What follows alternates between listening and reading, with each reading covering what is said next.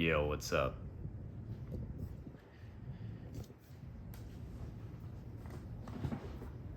Check this out. So, well, first of all, today mainly I made another like video, social media video promoting the game. So I posted that. I'm not even gonna bother showing it here. I already posted it, so whatever. For people who watch this, you can go look for it here on my YouTube channel or on TikTok or wherever. But yeah, I made a promotional video showing off the level where you rescue Dahlia. Damsel in distress video. And then with some leftover time, I started decorating this level, and I was also looking at some stuff like, I think I found kind of a solution for this. It's a little blocky and weird, but I don't know. I think it works. Maybe if I mean, it's either like this or the other way around.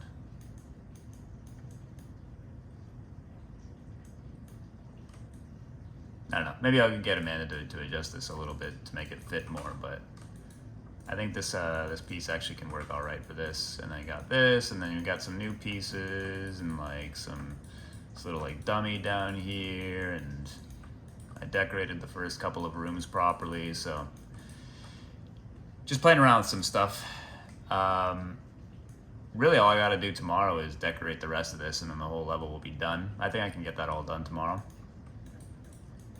And another thing I was looking at was the zoom. When you are trying to look at rooms ahead of you,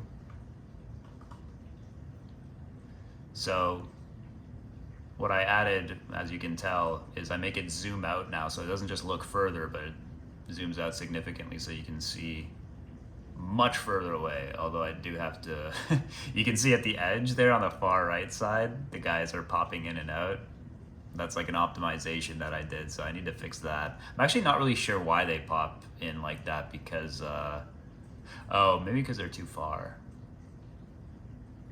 Yeah, I don't know, I guess I'll have to increase the distance of that, but anyway, a little bug to fix.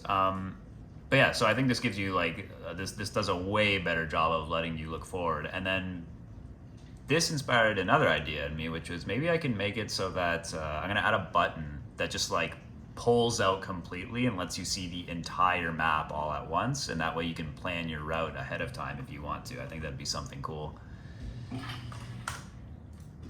While I was doing this as well, I was thinking, I realized, I was talking about yesterday about how like it's a little hard to play with how zoomed in the game was. And so I had set it to 50% zoom, which is what this is right now. And I was playing with this the whole time. And so I didn't realize, because I had set this yesterday, that this was zoomed out. And so when I went back to actually play in what is technically the correct zoom, like this, I was like, oh man, yeah, you know what? You don't have anywhere near enough space to be able to see the enemies. Like this is so, I think it is so much better with the camera zoomed out more. Maybe not even 50%, maybe even like 75 is probably a huge improvement. But either way, with the archers and with everything else going on and how much bigger the rooms get as you progress into the game, the old, much more close-up zoom is, I think, not going to cut it. I think it'll be really frustrating because you have so little time to react with guys coming on the screen, but I think this seems pretty fair.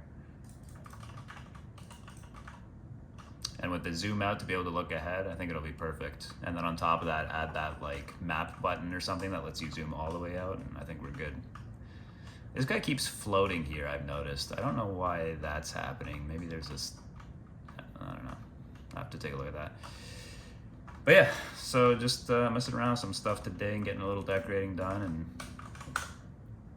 hopefully tomorrow I'll have this level completely finished and I can get started on designing the first boss fight. I had a design for that, but by now it's definitely outdated. The last time I think I was working on his design was like half a year ago at least, probably.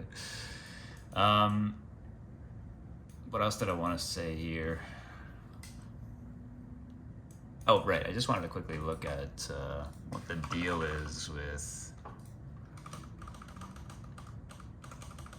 I think there's something weird going on here.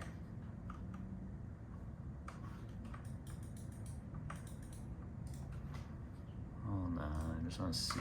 So these are all my, like, what the fuck is that?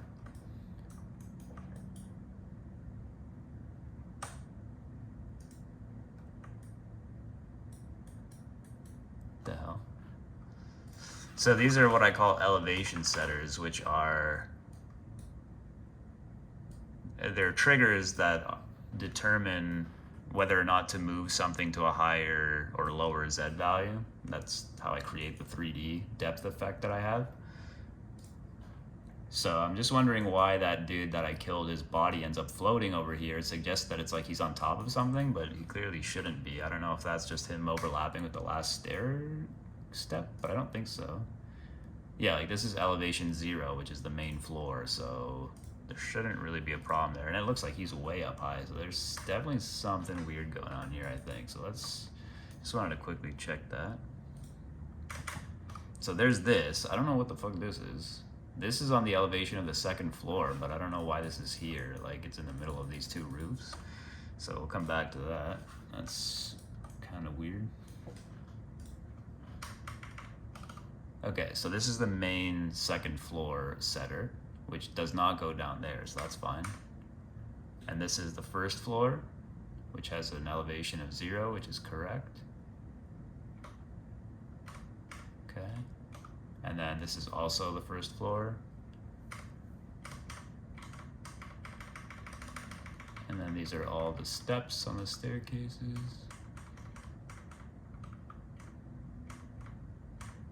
Everything seems correct here. So yeah, I don't know what's going on there. But I am gonna go ahead and delete the one random one I had here. Where is that? There it is. Get rid of that. Alright, well, whatever. I'll look more into that tomorrow. And that's it for today.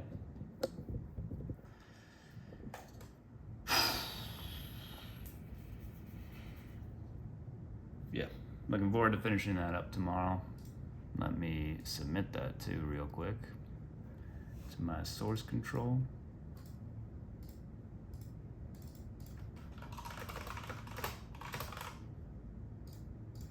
Okay.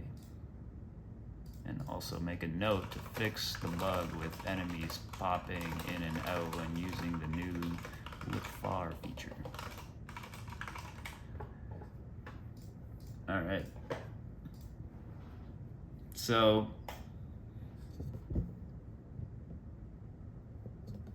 I don't have much to say tonight.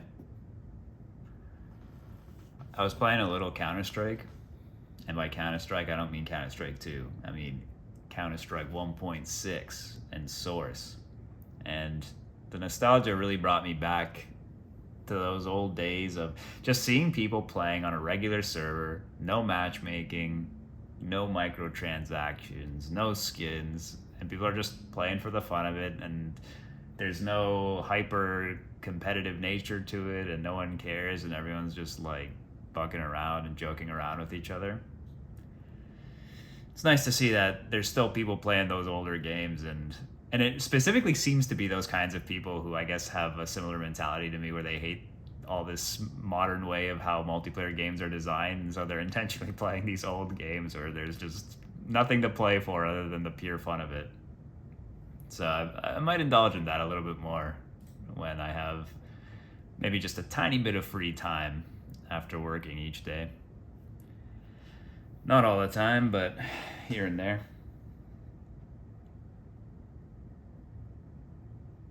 Makes you nostalgic for the good old days of multiplayer gaming. I think that's something that's never going to be the same again. There's just way too much in your face, make this addictive as possible type of design and money to be made in that for old, like you can't, I mean, as a business you try to make a multiplayer game and do it the old school way, like how do you even compete with all the other games, the huge games that are taking everyone's attention all the time? I don't even know how it would be possible. Single player games, obviously you can get away with it, but with multiplayer, I don't know, man. I think games like Call of Duty and I don't know, whatever other kinds of games that do this are only able to be so massively big precisely because they charge such ludicrous amounts of money for so much random skins and bullshit like that. And that's how they keep their budgets so high and all that, and their profits. And it's one of those things where you can argue against it all you want, artistically or game design wise, but at the end of the day, the numbers on the spreadsheets don't lie, and they see that it makes more money, so they're going to put it in there. And that would suggest that people like it. And honestly, I would guess that most people probably do like it. Your average guy playing Call of Duty or whatever, they probably eat that shit up. They don't care. And I don't blame them for it. I get it. But it does suck for the people who are like I don't know what you'd call us, the original adopters of multiplayer games back in the day, where it's the kind of thing where you have a niche hobby, and I guess it wasn't that niche as a kid, but to some extent it kind of still had that stigma of being a thing only nerds do. And then as games just absolutely exploded, specifically the industry in terms of ultra massive budgets and making more money than Hollywood does now, or music or anything else. I'm pretty sure I saw something recently that it's like it makes more money than every other medium combined practically, or something insane like that. So like with anything, as something that's a little more niche or has like a specific subculture becomes mass marketed and mainstream, it's always bound to ruin it, right? There's no way around it. There's always going to be a point at which there's more money to be made by making it more accessible to people. But always making something more accessible means reducing the quality of what it was that people originally loved about it, and like the people who were fans about it for a specific reason. Dumbing it down, so to speak. Accessibility and addictiveness and maximum money is possibly arguably better for most people, or for the largest amount of people. But I think in terms of the real proper quality, if you can call it that, to the people who really have a passion for it, it sucks.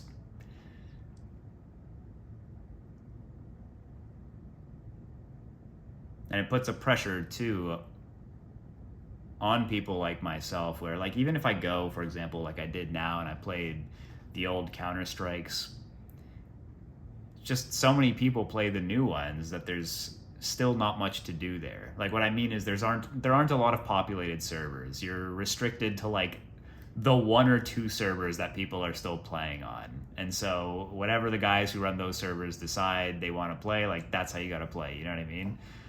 Like in 1.6, which I was just playing now, I was on a Dust 2 server. Dust 2 is like probably the most commonly played map back then, but it's a 24/7 Dust 2 server. There's literally no other servers that are populated with regular English speaking players.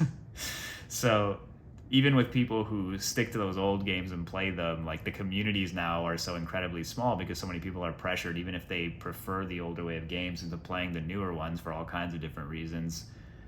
Your options are very little because it's such a small, tight-knit community that still continues to play those games. And I don't see any way of going back to that stuff. I have had thoughts before about the possibility of combining modern design with the old way of doing things. Like, I don't know why you can't have, well, okay, I mean, I do know. the reason why they don't do this is because you can't make as much money. It's still the same thing again, like where you can't you can't put in as many microtransactions and stuff. Because what I was thinking was something like, okay, people like matchmaking, people like competitiveness. Well, you could still make a server browser type of game and just hide it in its own specific button that you click on, but otherwise still implements like a quick match feature that works the same way as matchmaking and throws you into whatever server. In fact, I almost feel like there were some games who maybe did something like that, but yeah, but letting people run their own servers, the biggest thing by far is it means they can run their own mods, it means they can have their own skins, it means you can't sell as much shit to them because people can just download their own mods, download their free skins and whatever. And man, there's so many things about this stuff that ruins these games too. Like just everything about it. Like the skins, the way that like the infinite number of... I was just thinking about this actually last night. I played a game of Dota with a friend of mine that I haven't played with in a long time. And we get into the game and it's like every single player has some crazy ass looking $300 looking skin. And I was thinking, and I've been thinking about this for a while, about how doesn't it get to a point where once enough people have been playing long enough and they give out so many skins by playing and from people spending so much money, that it gets to a point where like, what does it even matter anymore that you have all these customizations? Because everyone has them now. You know what I mean? Like the point of it is to be something unique and cool in some way. I remember when I played World of Warcraft way back in the day when it first came out, it was a really cool thing to see someone who had gear from like the first raids, and you'd see that and you'd be like, whoa, how'd they get that? And it stands out so much and it's really cool and it's immersive in the context of the game because they earned it from playing. But now you see stuff in more modern multiplayer games and you're like, okay, I wonder how much money that guy spent to get to buy that, which is so much more lame. But also because anyone can spend money, and because so many people just like, there's a billion different kinds of skins you can get and everyone gets them to some degree or another. You get to a point where everyone has unique skins, and then it's just like, I don't know, I almost feel like I don't even notice people's skins anymore, except insofar as how everyone has all kinds of different wacky shit. You know what I mean? Like just by making it so that there's so much customization, it's almost like the appeal of having a unique look goes down because everyone has a unique look. I don't know, maybe it's just me, but that's how it feels. And then they have to implement also a whole bunch of shit in the game to let you show off your stuff, because otherwise what would be the point? So then you have to go through all these screens every time you want to play a game that's just this pointless bullshit to make you feel good about yourself for spending this money by putting your character front and center and being like, yeah, look how cool I am. I don't know, man. It's all just so fucking vain and stupid and just really takes away from the heart and soul. Like, yo, playing games back in the day, like, it was just about having fun with some people on the internet. Like, that was it. You go on Counter-Strike, you play for hours and hours, and you just talk with people, and you just play, and that's all there was to it. You want to play competitive, you can do that, but there's a special community for that. You go and you seek that out intentionally. In general, everyone's playing for fun, and that's all there is to it. And there's no buying stuff, there's no showing off skins, there's no, like, literally, even in the context of having different crazy skins and stuff, you would have mod packs, and you would download, like, mods you would install on your server, and that those skins would be unique to the server, and you would have fun with that. Like, everything was oriented about the enjoyment of the game. And now everything is oriented about getting you to play as much as possible, which is not necessarily the same thing as having fun. Instead, it's sell you as much shit as possible, get you to spend money, show off your character in this like vain fucking superficial way. Look how fucking cool my guy is. Show off your stats, get as high a rank as possible, play in like always perfectly evenly matched matches so that it's like 50-50 win-loss rate all the time. Even that is maybe the one thing about modern games that maybe a lot of people really do objectively like, the fact that you're always put up against people, so it's like an even fight. But even that is something I also miss about the experience of playing older games. Like in real life, man, you go play a pickup game of fucking whatever sport, it's never going to be perfectly even. There's always going to be the one dude who's way fucking better than everyone else, and then you argue over who gets him on your side and maybe has to switch teams sometimes. You have the dude who like sucks ass, right? Then you got the people in the middle, and it's like you make it work. You find a way to play. And it's kind of fun because when you go up against occasionally someone who is way better than you, it's a fun challenge, and you learn by playing against those people. And then when you finally get to like kill that dude who's killed you like 30 times, it's like so fucking satisfying, right? Or the opposite, where sometimes you'll end up being like the best person on the server, and then you get to be the dude who's like kicking ass, and everyone like wants you on their team or whatever, right? And like all of these kinds of experiences that are all about the fun of not just playing games in general, but also just the social experience of what it's like to play a game with people in reality all the time. It's not this fucking hyper competitive, everything is a perfectly even match, getting angry over your rank going up or down type of bullshit. Like, you see what I mean? Like, the more you think about it, the more it's just literally every single thing about these games, the way they're designed and how they work now, is designed around getting you to play as much as possible and to addict you as much as possible. And nothing is left about the actual fun of the game except for just the most basic, like, core experience of playing it. Whereas before, everything in the game, everything about these games was oriented around making them as fun to play as possible, and that's it. And that's why if you got addicted to it or spend tons of time playing it, you did it because it was fun, and that was it. You know what I mean? There is nothing bringing you back every single day other than the enjoyment of doing so, and not because you're chasing after some bullshit. You're chasing after nothing, actually, nothing at all. So anyway, it's too bad. I think single player games are still cool. I think there's still some innovation there, and well, from time to time anyway. When it comes to like AA and AAA games, there's not much. One thing that also annoys me sometimes when people say, even with single player games, which, like I said, I don't think that's as bad, but even with indie games, sometimes people will be like, oh, it's like indie space is where there's still a lot of creativity and people trying new things and stuff. And that's actually mostly not true at all either. You spend time at all in indie spaces and look on a regular basis at the games that are coming out on Steam, for example, from smaller developers, it's also still the same shit over and over again most of the time. It's like, dude, roguelites, Metroidvanias, deck builders, that's also the only fucking thing you see indie developers making as well. Like, even on the indie side, most people play it safe and try to make, which is fair.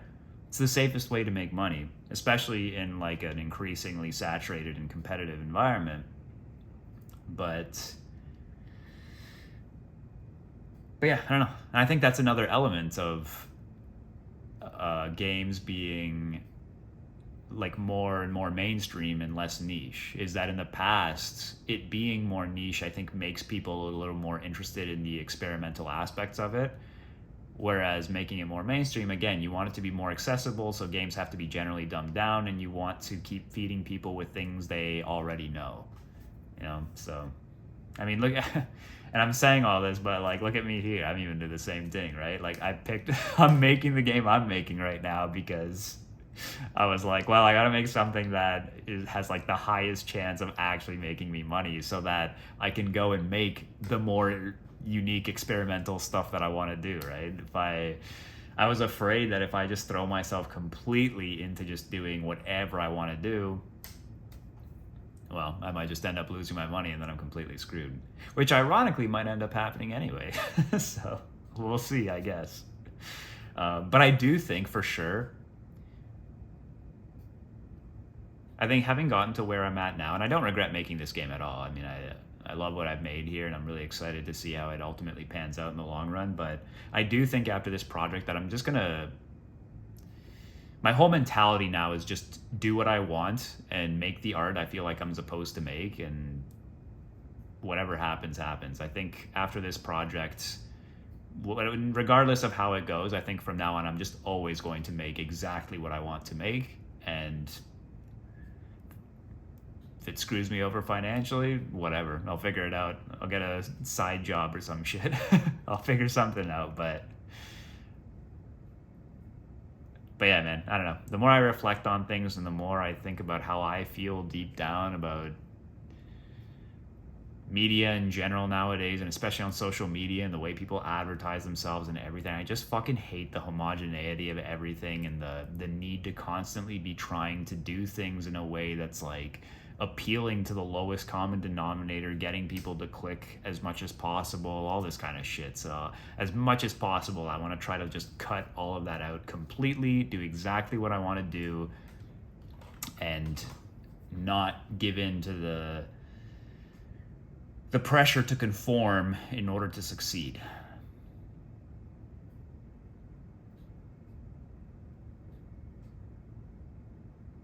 You have to get to that space of just not giving a shit at all, right? And the hardest thing about it, I think, is just the constant feedback. Whether you like it or not, every time you open those apps, you see how many likes you got, how many this you got, how many that. And if you don't get enough on one thing, you're like, oh, is this bad? Do I need to change things? Do I need to be more like these other videos? Like, I fucking hate all of it, man. I wish... Actually, maybe there's a way I can set it up. You know what? I'm going to look into this. If there's like a way I can just set my stuff to be like, hey, post this on all these places, and then I'm not myself going to look at it ever, you know? Post on social media. Here's a video. Post it on all my social media channels without me having to log in and do it on each one. And then I don't even look at the social... I don't even look at the apps, and I never interact with anyone. I'm not going to lie. That would be my my ideal. If I would prefer my interactions with people to be in real life. On the internet nowadays, man, like, honestly, dude, I fucking hate the modern internet. That the internet in general is another thing that was utterly ruined by it becoming a mainstream thing. I don't feel like I belong on there anymore. I don't know. Maybe I'm just an old man or something, but but yeah, I don't know, man. The culture behind it and everything now is so different, and I don't really like pretty much anything about it. So I so badly just want to do my own thing in isolation and put it out there, and hopefully people enjoy it, and I can just keep doing it and make money off of it. But yeah. Alright, that's all I got for tonight. I'm going to close off with a nice view of the moon. Look at that. You can barely see it on here, but... Alright, peace.